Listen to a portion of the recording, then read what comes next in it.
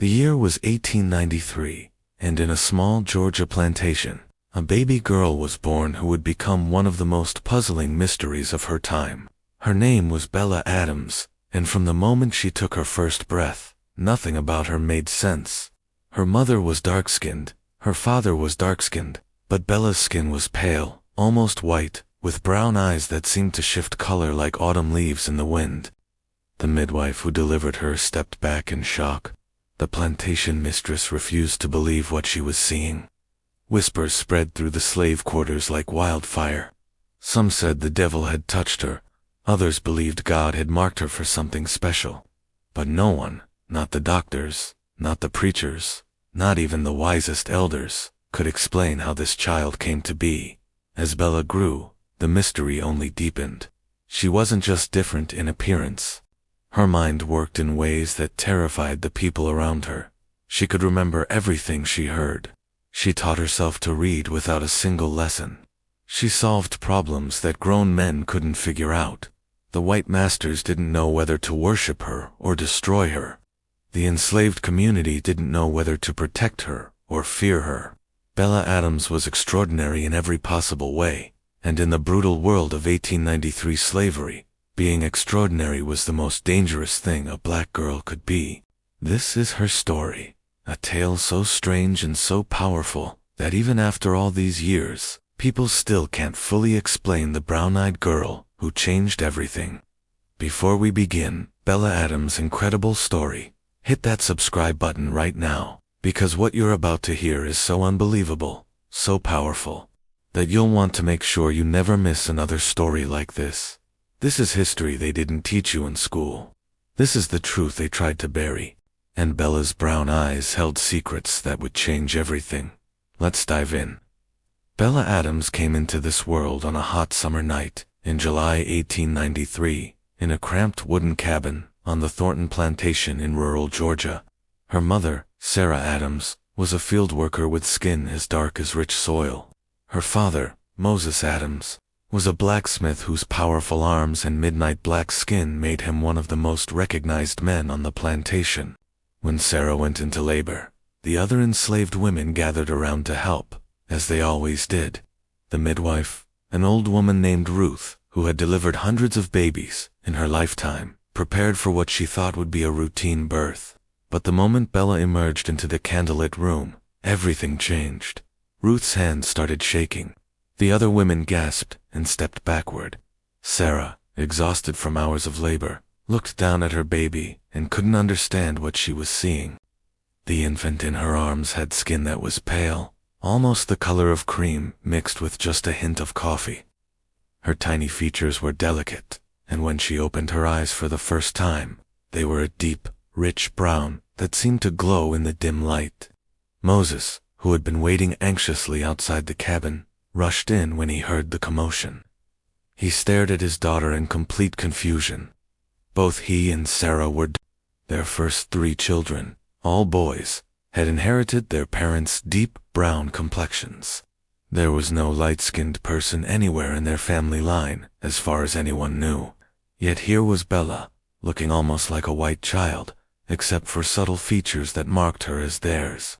Within hours, news of the strange birth spread across the entire plantation. Enslaved people whispered in the fields. House servants gossiped in the kitchen. By morning, even the white overseer had heard about it. He came to inspect the baby himself, his eyes narrowing with suspicion. The plantation owner, Master James Thornton, arrived with his wife shortly after. Mrs. Thornton, a severe woman who prided herself on knowing everything that happened on her property, stood at the cabin door and stared at baby Bella for a long, uncomfortable moment. Her face twisted with confusion and something that looked almost like fear. Master Thornton demanded an explanation. He questioned Moses aggressively, suggesting that Sarah must have been with a white man.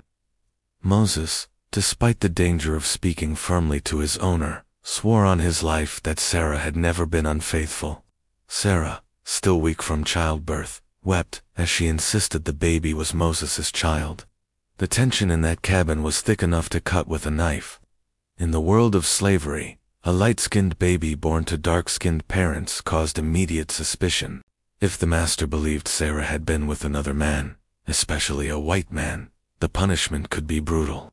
Families could be torn apart, people could be sold away, or worse. Ruth, the midwife, finally spoke up. She had seen strange things in her many years of delivering babies. She told them about cases where children didn't look like their parents at first, but developed their true features as they grew older. She suggested they wait and see what happened. Master Thornton wasn't satisfied, but he had no proof of anything wrong. He left with a warning that he would be watching the Adams family closely. Mrs. Thornton lingered a moment longer, staring at Bella with an expression that mixed curiosity with disgust, before turning away sharply. That night, as the cabin finally grew quiet, Sarah held Bella close and whispered a prayer. She didn't understand why God had given her such an unusual child, but she knew one thing for certain. In a world where being different meant being in danger, her beautiful brown-eyed baby girl was going to face struggles that no mother should have to imagine for her child. By the time Bella reached 5 years old, it became clear that her unusual appearance was just the beginning of what made her extraordinary. Her mind worked differently from other children.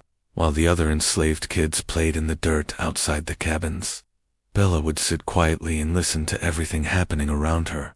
She absorbed conversations like a sponge soaking up water. If someone told a story once, she could repeat it word for word a week later. If she heard a song, she remembered every note and every lyric perfectly. Her parents noticed this gift early, but they didn't realize how powerful it truly was until Bella turned 7. The Thornton family had 3 children who received daily lessons from a private tutor in the main house. The tutor, Miss Caroline, would teach them reading, writing, arithmetic, and history in the large parlor room that faced the garden. Bella's mother Sarah worked as a house servant, and sometimes she brought Bella with her when she cleaned the rooms. One day while Sarah was dusting the hallway, Bella wandered close to the parlor window. She stood there, hidden behind the curtain, and watched the white children do their lessons. Miss Caroline was teaching them to read from a primer book. She pointed at letters and made sounds. The Thornton children struggled to remember which letters made which sounds, but Bella, watching silently through the window, understood immediately. Every day after that, whenever she got the chance, Bella would position herself where she could see or hear the lessons. She watched Miss Caroline write words on the chalkboard. She listened to spelling tests and grammar rules. She observed math problems being solved step by step. Within 3 months, Bella had taught herself to read without anyone knowing. She couldn't practice openly because enslaved people were forbidden from reading and writing. In many southern states, teaching a slave to read was actually illegal and punishable by whipping or worse. But Bella's hunger for knowledge was stronger than her fear. She found scraps of old newspapers that the white family had thrown away. She collected them secretly and hid them under her sleeping mat. At night, when everyone else was asleep, she would study those papers by moonlight coming through the cabin's cracks. She deciphered words she had never heard spoken aloud. She figured out sentence structure and punctuation marks on her own. By age 9, Bella could read better than Master Thornton's 12-year-old son, though nobody knew it yet. Her mathematical abilities were even more shocking. One afternoon, the plantation overseer was struggling to calculate how many bushels of cotton had been picked that week. He sat on the porch with paper and pencil, adding and subtracting numbers, getting frustrated when his calculations didn't match the records.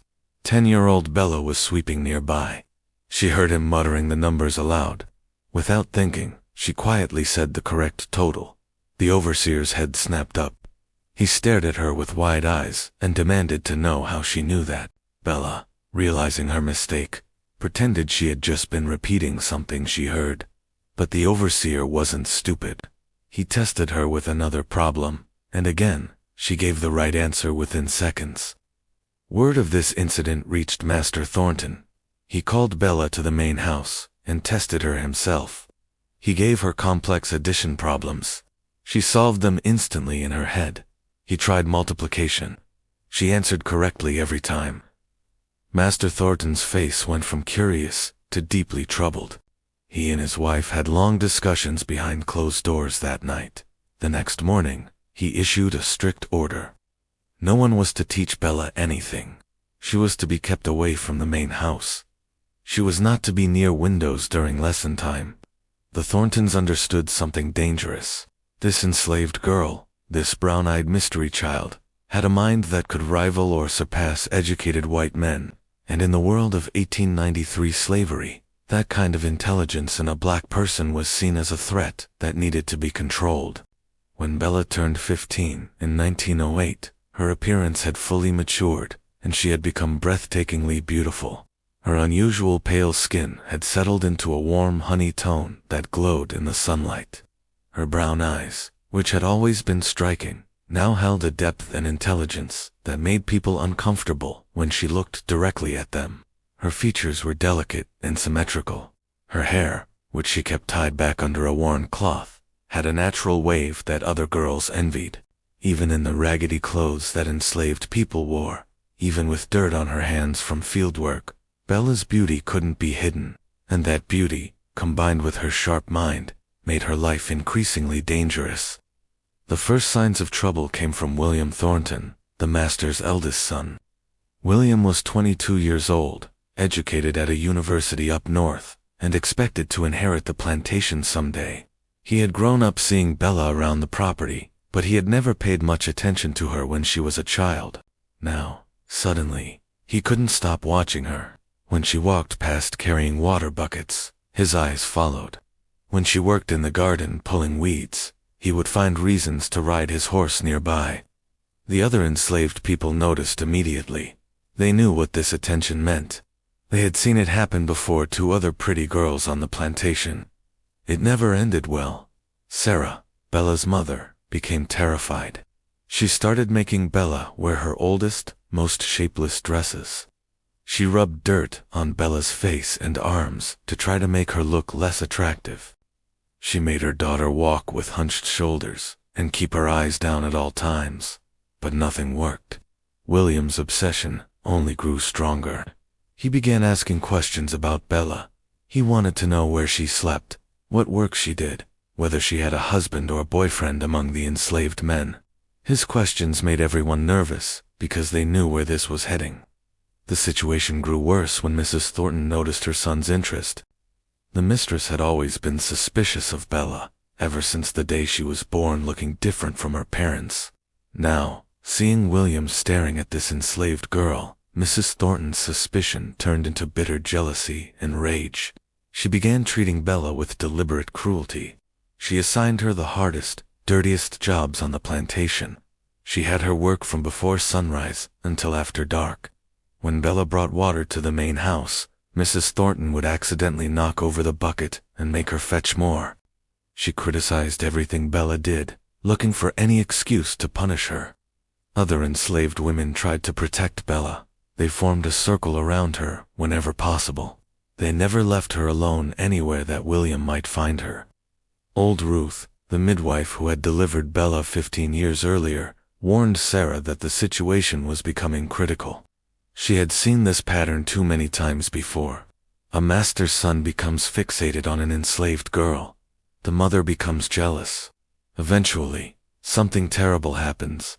Either the girl is assaulted by the son, or the jealous mistress arranges for her to be sold away, or worse, she is accused of some crime she didn't commit and brutally punished. One evening in late summer, things nearly reached a breaking point. William cornered Bella in the barn while she was feeding the horses. He stepped close to her, blocking her exit, and told her she was the most beautiful creature he had ever seen. His voice was soft, but his intentions were clear. Bella's heart pounded so hard she thought it might burst. She knew she couldn't refuse him directly without facing punishment, but she also knew that if she submitted, her life would be destroyed in a different way. She stood frozen, trapped between impossible choices, when suddenly Moses, her father, appeared in the barn doorway. He had been watching for exactly this situation. He cleared his throat loudly and asked William if he needed help with his horse. The moment broke. William, caught off guard and embarrassed, left quickly. But everyone knew this reprieve was temporary. That night, Bella's parents made a decision that would change everything. They realized their daughter couldn't survive on this plantation much longer. The decision to escape came on a cold February night in 1911. Bella's parents had spent months whispering about it after everyone else fell asleep. They had saved tiny scraps of information from travelers passing through. They had listened carefully to stories about people who had successfully run away. They knew the risks were enormous. Captured runaways were whipped until their backs were destroyed. Some were killed as examples to others. Families of escaped slaves were often punished or sold away to different plantations as revenge. But staying had become more dangerous than running. William's advances were getting bolder. Mrs. Thornton's cruelty was escalating. Something terrible was going to happen soon. Moses and Sarah both felt it in their bones. The plan was risky and depended entirely on Bella's unusual appearance and sharp intelligence. They would steal clothes from Mrs. Thornton's closet, nice dresses that a respectable white woman would wear. Bella would disguise herself as a young white lady traveling alone. She would need forged freedom papers, documents that proved she was free and allowed to travel. Creating these papers was incredibly dangerous. If caught with forged documents, the punishment was death. But Bella had been secretly practicing writing for years. She had studied the signatures on real documents she had seen. She believed she could create something convincing enough to fool the guards at checkpoints along the road. For 3 weeks, Bella prepared in absolute secrecy. She practiced speaking like the white women she had heard all her life. She eliminated every trace of the speech patterns common among enslaved people. She studied how Mrs. Thornton and her friends walked, how they held their heads high, how they gestured with their hands when they talked. She memorized details about Southern geography, so she could answer questions about where she was from and where she was going. She created a complete false identity. Her new name would be Miss Isabella Fairchild from Charleston. She would claim to be traveling north to stay with relatives in Philadelphia after her father's death. The night of the escape, Bella's hands shook as she put on the stolen dress. It was made of fine fabric, softer than anything she had ever worn. She pinned up her hair the way she had seen wealthy white women do. She looked at herself in a broken piece of mirror and barely recognized the person staring back. Her mother wept quietly, knowing she might never see her daughter again. Her father pressed the forged papers into her hand and made her promise to be careful. Her 3 brothers, now grown men themselves, stood guard outside to make sure no one saw what was happening. Just before dawn, Bella walked off the Thornton plantation, dressed as a white lady. She carried a small bag that looked like expensive luggage, but was actually made from old fabric stitched together and stained to look aged. Inside were a few pieces of bread, a tin cup, and a knife for protection. Her heart hammered so loudly she was sure everyone could hear it. She walked past the overseer's cabin. She walked past the main house where the Thornton family still slept. She walked down the long dirt road that led away from the only home she had ever known. Every step felt like it might be her last. Every sound made her jump. Every shadow looked like someone coming to catch her. The first real test came 3 miles down the road at a checkpoint. 2 white men in uniform stopped her and demanded to see her papers. Bella's entire body went cold. This was the moment that would determine whether she lived or died. She handed them the forged documents with steady hands, even though inside she was screaming with fear. She spoke in her practiced, refined accent, explaining that she was traveling to Philadelphia. The guards looked at the papers. They looked at her face. They asked her a few questions about Charleston. Bella answered perfectly, using details she had memorized. After what felt like an eternity, one guard handed back her papers and told her to have a safe journey. She thanked him politely, walked away at a normal pace, and only when she was out of their sight did she allow herself to breathe. Bella traveled for 23 days before she finally reached Philadelphia. The journey covered over 400 miles of dangerous territory where slave catchers hunted runaways for reward money. She walked most of the way, sometimes getting rides from travelers who believed she was a white woman fallen on hard times. She slept in barns, in churches, and once in the woods where she stayed awake all night, terrified of every sound. She ate whatever she could find or afford, with the few coins her father had somehow saved and given her. Several times she came close to being caught.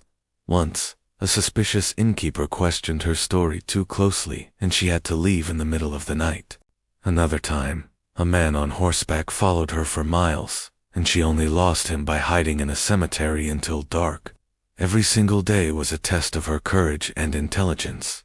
When she finally arrived in Philadelphia in March of 1911, Bella was exhausted, hungry, and scared, but she was free. The city overwhelmed her with its noise and crowds and buildings taller than anything she had ever imagined. She had no money, no place to stay, and no idea what to do next. For 2 days, she wandered the streets, sleeping in doorways and drinking water from public pumps. She was about to give up hope when she stumbled upon a Quaker meeting house. The Quakers were known for helping escaped slaves. A kind woman named Elizabeth Morris found Bella sitting on the church steps, looking lost and desperate. Elizabeth didn't ask too many questions at first. She simply brought Bella inside, gave her food, and let her rest. Over the following weeks, Bella slowly revealed her true story to Elizabeth. She explained that she wasn't actually a white woman, but an escaped slave who had used her appearance to travel north. Elizabeth was shocked, but not judgmental. She helped Bella find a small room to rent in a boarding house. She introduced her to other abolitionists who were part of the Underground Railroad network. These people helped Bella create a new legal identity. She became Isabella Brown, supposedly a free-born mixed-race woman from Virginia. The paperwork wasn't perfect, but it was enough to help her avoid suspicion in the North, where slavery was illegal. Bella found work as a teacher in a small school for black children. The school was run by abolitionists who believed education was the key to lifting up the black community. Bella was perfect for the job because she could read and write better than most educated people, despite having taught herself in secret. The children loved her. She was patient and kind, and she understood what it meant to hunger for knowledge. She taught them not just reading and math, but also how to carry themselves with dignity in a world that would constantly try to make them feel less than human. She never told her students about her past. As far as they knew, she had always been free. In 1913, Bella met a free black man named Thomas Brown, who worked as a carpenter. He was quiet, hard-working, and had kind eyes that reminded her of her father. They courted for several months before she trusted him enough to reveal her secret. When she finally told him she was an escaped slave, Thomas held her hand and said it didn't matter where she came from, only who she was now. They married that summer in a simple ceremony with Elizabeth Morris and a few friends present. Thomas knew the danger they faced. If slave catchers ever tracked Bella down, he could be arrested for harboring a fugitive. But he loved her and was willing to take that risk. For the next few years, Bella lived in constant fear. Every knock on the door made her jump. Every stranger's face looked like it might be someone sent to capture her. She had nightmares about being dragged back to the Thornton plantation in chains. But she also built a life. She taught school during the day. She came home to a husband who loved her. She helped other escaped slaves find their way north, using her ability to pass as white to scout safe routes and gather information. She became part of a secret network of brave people fighting against the evil of slavery. The Civil War ended in 1865, and with it came the official abolition of slavery throughout the United States. Bella was 32 years old when she finally learned she was legally free. The news brought tears of joy and relief, but it also brought complicated feelings. She had been living as Isabella Brown, a freeborn woman, for 14 years. She had built a life on a carefully constructed lie. Her husband Thomas knew the truth, but her students, her neighbors, and most of her friends believed she had never been enslaved. The end of slavery meant she could finally stop hiding, but it also meant facing a painful question. Should she reveal who she really was, or should she continue living the comfortable lie that had kept her safe? For 28 years after the war ended, Bella kept her secret. She and Thomas had 3 children who grew up knowing their mother had been enslaved, but were told never to speak about it to anyone. Bella continued teaching, watching her former students grow into adults with opportunities she never had as a child. She saw black people vote for the first time. She witnessed the establishment of black churches, schools, and businesses, but she also saw the rise of violent groups that terrorized black communities. She watched as new laws were created to restrict black freedom in different ways. The world had changed, but not as much as everyone had hoped. In 1893, exactly 50 years after her birth, Bella made a decision that shocked everyone who knew her. She was 60 years old, and she felt time running out. She decided to write her memoir, telling the complete truth about her life for the first time. She called it The Brown-Eyed Mystery, a life between two worlds. In the book, she revealed everything she wrote about being born, looking different from her parents. She described teaching herself to read by spying on white children's lessons. She detailed the dangerous beauty that nearly destroyed her. She explained her impossible escape, traveling as a disguised white woman with forged papers. She told about the years of fear and hiding in Philadelphia. She held nothing back. When the memoir was published, it became an instant sensation. Newspapers across the country printed stories about the girl who lived twice and the slave who fooled everyone. Some people didn't believe her story. They said it was impossible for someone to pass as white for so long without being caught. They questioned how an enslaved girl could have taught herself to read and write so well. But Bella had kept evidence. She had her forged freedom papers. She had letters from Elizabeth Morris, the Quaker woman who first helped her. She had testimony from Thomas and from other people who had known her secret. The evidence was overwhelming and undeniable. Scientists and doctors became fascinated with Bella's unusual appearance. They wanted to study her, to measure her features, to understand the genetic mystery of how two dark-skinned parents could produce a light-skinned child. Bella refused all of their requests. She wasn't interested in being examined like some kind of strange specimen in a laboratory. She had spent her whole life being stared at and questioned. She was done with that. Instead, she spent her remaining years traveling and speaking at churches, schools, and public halls. She talked about the horrors of slavery that she had witnessed and experienced. She described the courage it took to escape and the fear of living as a fugitive. She urged young people to get education and to never take their freedom for granted. Bella's speeches were powerful because she spoke from deep personal experience. When she talked about slavery separating families, people knew she had left her parents and brothers behind and never saw them again. When she talked about the constant fear of being caught, people understood she had lived with that terror every single day for years. When she talked about the importance of education, people remembered she had taught herself to read in secret because knowledge was forbidden to her. Her story wasn't just history. It was lived truth, painful and real and impossible to ignore. Newspapers called her extraordinary. Historians wanted to preserve every detail of her life. But Bella always insisted she wasn't special. She said thousands of enslaved people had been just as smart, just as brave, just as extraordinary. The only difference was that her unusual appearance had given her an opportunity that others never got. Bella Adams died peacefully in her sleep on a quiet morning in April 1912, at the age of 69. She was surrounded by her children and grandchildren in the small Philadelphia home she had shared with Thomas for nearly 4 decades. Her funeral was attended by hundreds of people, black and white, rich and poor, all coming to pay respects to a woman whose life had touched them in ways they could unfully explain. Former students she had taught spoke about how she changed their lives. Abolitionists remembered her courage in helping other escaped slaves find freedom. Strangers who had only read her memoir came because her story had moved them to tears.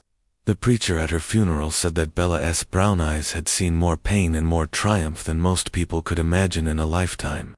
But Bella's greatest legacy wasn't just her own survival. It was what her story revealed about thousands of other enslaved people whose intelligence and courage were never recorded in history books. She had proven that the racist beliefs of her time were completely wrong. Slave owners had claimed that black people were naturally inferior, incapable of learning, suited only for hard labor. Bella destroyed that lie simply by existing. She taught herself to read when it was illegal. She outsmarted educated white men with her mathematical abilities. She planned and executed an escape that required more intelligence and bravery than most people possess. She built a new life from nothing. She raised a family. She educated hundreds of children. She wrote a book that changed how people thought about slavery. In her final interview before she died, a young journalist asked Bella what she wanted people to remember about her story. She thought for a long moment before answering. She said she didn't want to be remembered as extraordinary or mysterious. She wanted people to understand that she was just one person out of millions who suffered under slavery. For every story like hers that got told, there were countless others that never would be. There were brilliant minds that never got the chance to learn. There were brave souls who tried to escape and were caught and killed. There were beautiful spirits who were broken by cruelty they didn't deserve. She said her brown eyes had been called a mystery her whole life, but the real mystery was how human beings could ever treat each other with such evil, and how, despite everything, the human spirits still found ways to survive, to hope, and to fight for freedom. Bella Adams lived between two worlds, never fully belonging to either, always having to hide part of who she was to stay safe. But in that impossible space, she created something powerful. She showed that identity wasn't just about what you looked like on the outside. It was about the strength of your mind, the courage of your heart, and the choices you made when everything was against you. The brown-eyed girl that nobody could explain became a woman that nobody could forget. And though she's been gone for over a century now, her story still reminds us that extraordinary strength often comes from ordinary people who refuse to let circumstances destroy them. Bella Adams was a mystery, a survivor, a teacher, a hero, and most importantly, she was free. Bella Adams was called a mystery her whole life, but the real mystery is how stories this powerful almost disappeared from history.